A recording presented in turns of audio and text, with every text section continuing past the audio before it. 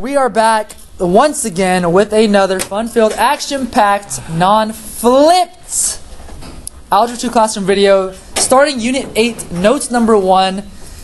This is going to be about transformations of square root functions. So a lot of this might look like a review to you because if you really understood what we did last semester, this is going to be a breeze. So with square root functions, we're going to be transforming square root functions. Alright.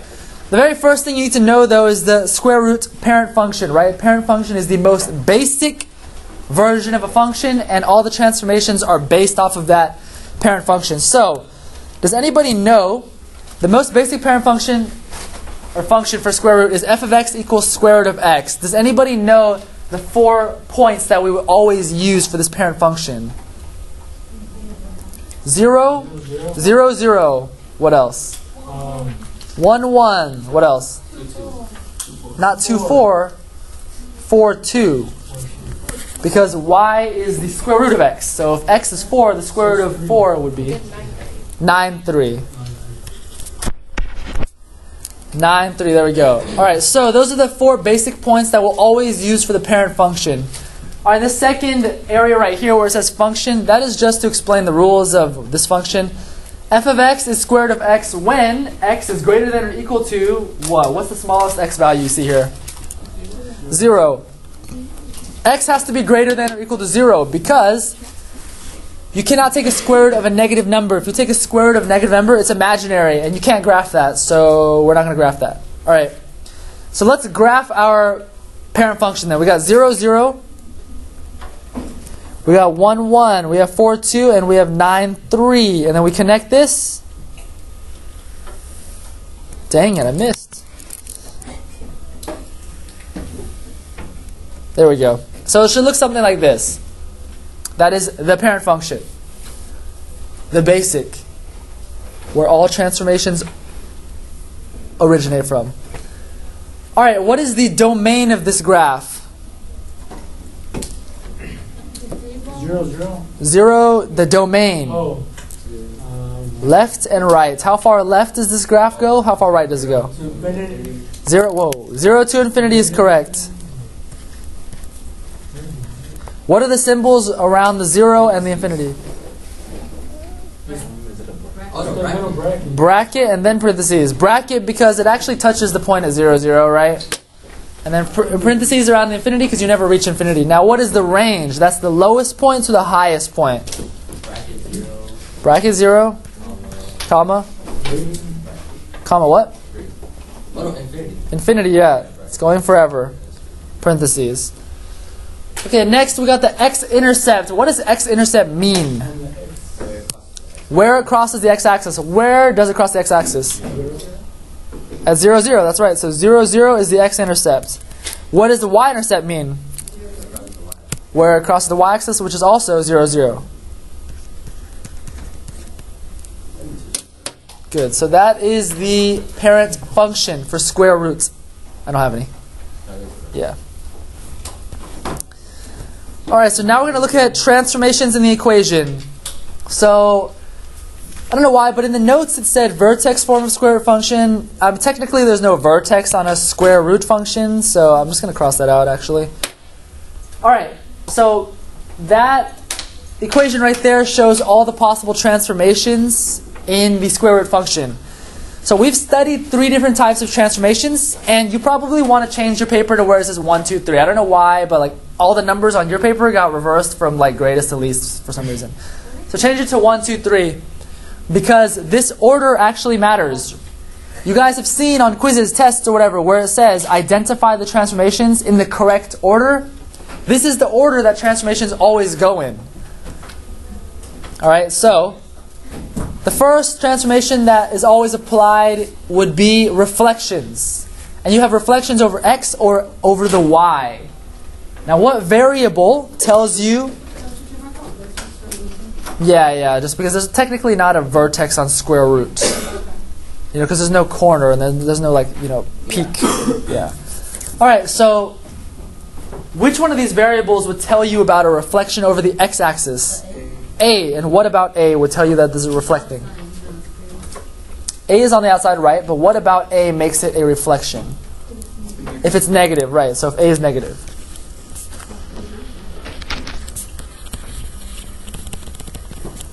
Right, if A is negative, then there's a reflection.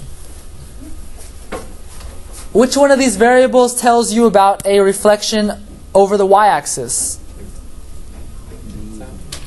If B is negative, that's right.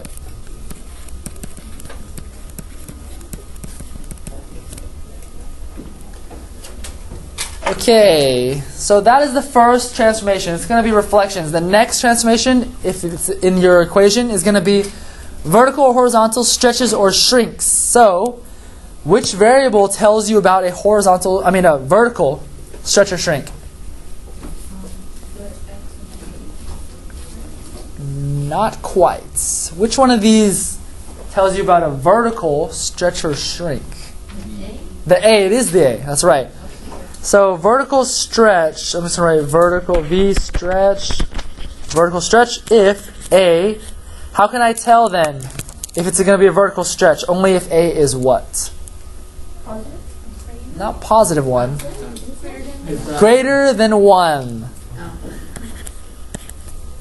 She's cheating. A is greater than 1. So if A is greater than 1, then it's a vertical stretch. So that means it's going to be a vertical shrink if A is... If A is what? Close, but not exactly. Between 0 and 1. Good. Between 0 and 1.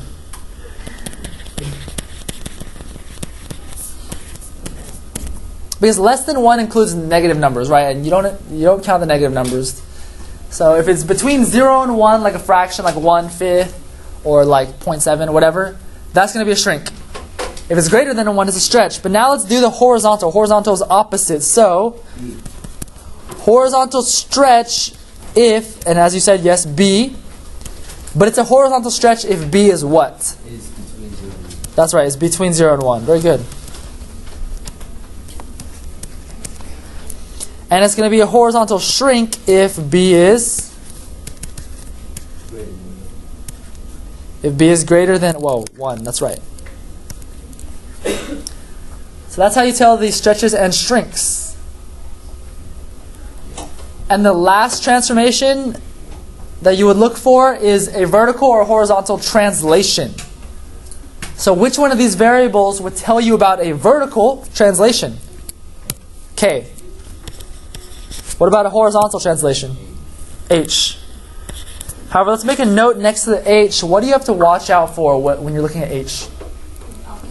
Right, it's opposite. The movement is opposite of the sign.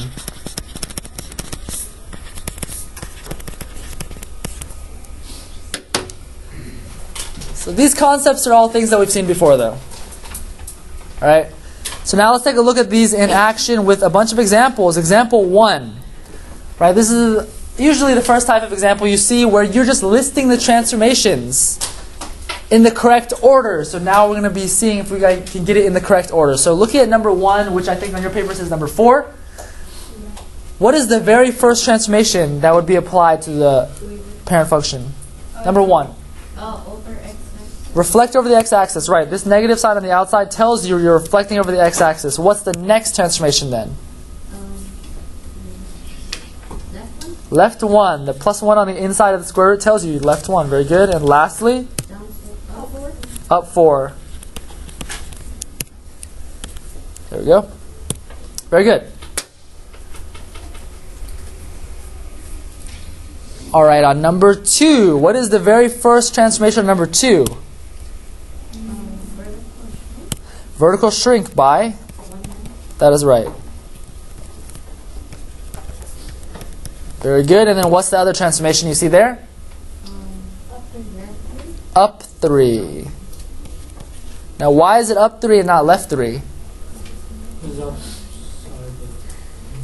Because it's outside the square root sign, right? That's outside the radical. The radical. All right, number 3. All right, so why did you say vertical shrink? You're probably just looking at the equation and reading from left to right. However, what is the first transformation that we always look for? Reflections, right? Number 1, the first thing that we look for is reflections. That's applied first.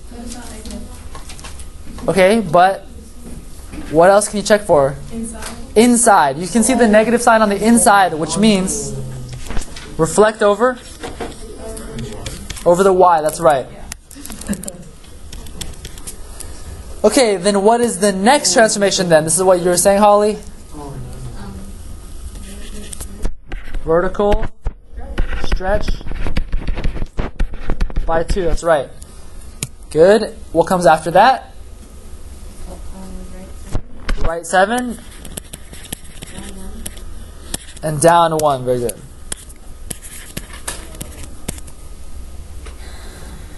That's right. And now for the last example. Reflects over the y, right? This negative sign on the inside tells you reflects over the y-axis. What's next after that? Horizontal, because it's on the inside. Horizontal what? Shrink by 1/3. Right, because that value is greater than 1, it's going to be a horizontal shrink. You can look back up at your notes and it tells you that. By 1/3. What's after that? Left 4 and last. Very good. You guys are fast. Okay. Alright, let's flip the page over then. So now, we just identified the transformations. Now, we're going to write the equations when they give us the transformations. Okay, so looking at number 1, what is the very first thing that you can write without even looking at the equation though? Without looking at the transformations. How do you start the equation always? What? F of x equals... Okay, so now we're ready. The very first transformation we see is reflected over the x-axis. How do I show that in the equation? Inside or outside? Outside. So negative sign on the outside. Next it says, vertically stretched by 5. What do I write for that? A 5. A 5. Okay, next it says, translated left 1 unit. How do I show that? X plus 1 where? It's not parentheses. Square root, right. Inside the parentheses. Wow. You're tricking me. Inside the square root. Okay. Inside the square root we get x plus 1. And lastly, shifted up 2 units. How do I show that? Plus 2. Where? Outside. Outside the square root, right. So there it is. F of x equals negative 5 square roots of x plus 1 plus 2. Okay, so now for this last example right here, for this section, we have, what do we start out with? F of x equals, then it says, horizontally stretched by 2. How do I show that? Square root of? Not negative. Negative would show me reflection over the y if it's on the inside. So how do I show a horizontal stretch? 2 would be a shrink. 1/2, right. What else do I need to write? Yeah. Okay, minus 4 outside, so you just want me to write it like this, because down 4 is minus 4, but so it's just this? No, parentheses. No, it's not. Something looks like it's missing there. Something looks a little empty. X, that's right. Don't forget the x on the inside. There we go. Square root of 1/2 x, and then minus 4 to show that it's going down 4 units. There we go. Wow, we're like breezing through this. All right, last examples then is actually graphing this, okay? So, when you're graphing, guys, the first thing you're going to do is label the transformations. On our Unit 2, I think, test, people just skip that whole blank where it said transformations. I guess they didn't read it or whatever, I don't know. So, looking at this one, f of x equals negative square root of x plus 4. What is the first transformation you see there? Reflect over x. Very good. What is the next transformation you see? Left 4. That's right. So now, you could either just transform your graph by drawing the original and moving it around, or you could use the table. So I'm going to show you the table method. The table method, you start with the parent function points. What are the parent function points? 0, 0. 1, 1. 4, 2. 9, 3. Right. And now we're going to apply those transformations that you just labeled onto those table values. So first transformation is reflect over x. What does that do to my table values, though? Pushing to the left. It makes the values negative, but which values? The x or the y? There. The Y. The y's. Why did you say the y's? Reflecting. You're reflecting over the x, which is a vertical transformation, which means we're looking in the y's, because y values are vertical, right? So we're going to make all the y values negative. So 0, -1, -2, and -3. -0 is 0. Funny guy, huh? Okay. And then we have left 4. Add 4. Left 4 is not adding 4. Subtract 4. So, but what am I subtracting 4 from? X or the y values? X is. Because x is horizontal, which is left and right. So we subtract 4 from all the x values. What's 0 minus 4? -4. 1 minus 4? -3. 4 minus 4? 0. And 9 minus 4? 5. So you can see our new points now are going to be -4, 0, -3, -1, 0, -2, and 5, -3. So let's draw the graph. -4, 0 is over here. -3, -1. 0, -2, and 5, -3. No.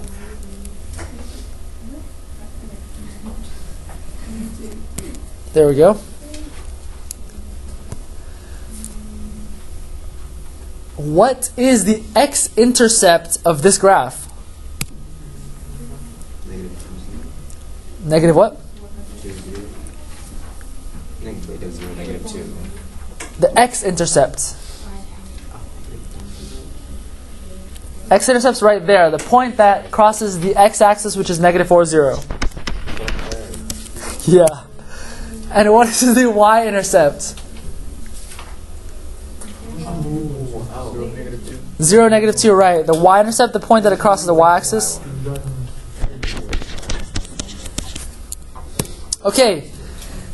And then now it wants the domain and range in set builder notation. So we're going to start off in interval and just change it in set builder. So what is my domain here from where to where? -4, remember it's leftmost, which is -4, 2. Infinity. What signs should I have around each? Bucket. And then? And how am I going to change this into set builder? How do you write set builder notation? Is it the Squiggly line, Yeah. X, Line. line, No, then you -4. put -4. -4, X. No. with the Less than. less than, X. less than or equal to. Hyman is right. Why did you say less than or equal to? 'cause I don't remember. Because he guessed. Okay, because Oh, it's because the the bracket, that's right. It is the bracket. Very good. Okay, what comes after that then? no, I didn't even know. And then? Less than or equal to. Less than infinity. Why is it not less than or equal to? Doesn't have a bracket. Because it doesn't have a bracket. It's a parentheses. Very good. And then you got to close it with another squiggly line. Why? What is the squiggly line representing? That's just the set. Oh. Yeah, because this is telling you that it's the set of all x's such that x is less than -4 Yeah. or greater than -4 and less than. Yeah. All right, so what is the range then? Start with interval notation. What's the range? Let's start interval notation so we can change from that to Infinity. close, but infinity's up. Down to negative. Negative infinity to Um, what's the highest point? 5. So remember, range is lowest to highest. Lowest is going down forever, so negative infinity. But what's the highest point? 1, 2, 3, 3. 4. 0. 0. What? This right here is 0. That's the highest it goes, is it not? Oh. Okay. Yeah. Wait, what were you even looking at? I don't see the 4 anywhere. Yeah. When you count Parentheses 1, 2, right 3, x-axis.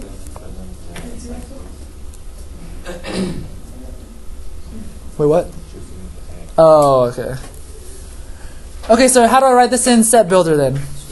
Squiggly line? 1. Line? Negative infinity. Right? Less than. Less than 1. Less than equal to. And then? Squiggler. There we go. There you go. So that's it.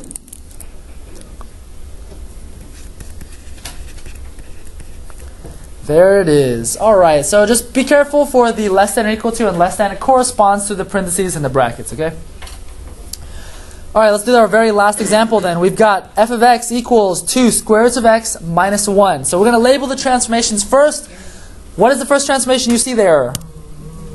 Vertical Stretch. Vertical stretch by? 1/2. Stretch. Stretch. It's getting bigger. 2. And then what else do you see? 2. Down. Down 1. Down 1. Why is it down and not to the right? Because it's outside. Because it's outside the square root sign. Okay, so we start with our parent function points. Once again, the parent function points are 0, 0, 0, 0, 1, 1, 1, 1. 4, 2, 9, 3. Very good. All right, so now we're going to apply the transformations to those values. So, first transformation is vertical stretch by 2. What does that do? Multiply what by 2? X. The X. All right, so let's read that again. It We go says, the Y, then you go down with the X. let's go one at a time. Let's do the vertical stretch by 2 first. It says vertical stretch. Which values are vertical, x or y? Y. Y. So vertical stretch by 2. We're going to multiply all those y values by 2. 0 times 2 is? 0. 1 times 2 is? 2 times 2 is? 3 times 2 is? You know your times tables, yeah. All right. Next, down 1. Minus 1 on the what? On the y. 0. Because up and down is also vertical, which is still the y value. So we just subtract 1 from all those new y values. So what's 0 minus 1? Negative 1. 2 minus 1. 0. 1. 2. Oh. 1. 2 minus 1 is Negative 3. 1. What's 4 minus 1? 2. 3. 3. 3. It's 3. 5. No, because it says down 1, right? Up and down is y values, is it not? Y is vertical. Vertical means up and down, right? Left and right is Horizontal, yes. Okay, then 6 minus 1 is? 5. 5. 5, yes, it's 5. Okay, so now you can see our new points are going to be 0, negative 1, 1, 1, 4, 3, and 9, 5. So let's graph that. 0, negative 1, 1, 1, 4, 3, and 9, 5.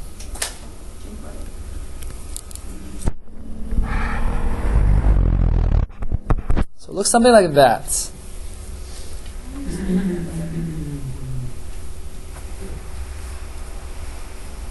So on this graph, we're looking for the x-intercept. You can see the x-intercept is not exact. So if you had to take a guess, what would you say that it looks like?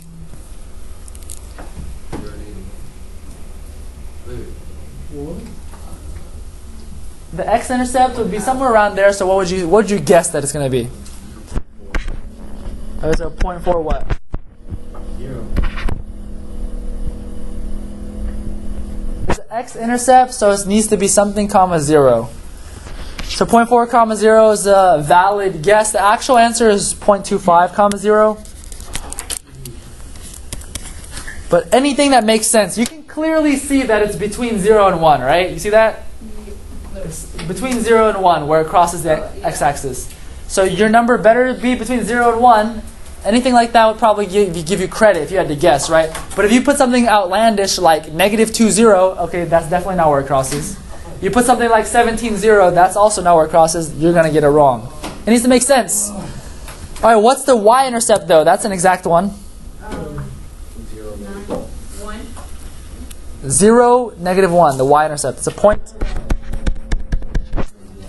0, negative 1, right there. That's the point that it crosses the y-axis. All right, what is the domain on this graph? This is just in interval notation, so it's our normal notation that we've been using. Oh, like the parentheses or the... Yeah. Okay. So what is the domain? 0? No. 0? Over there? Because the furthest left is 0, yeah? 2? Infinity? What?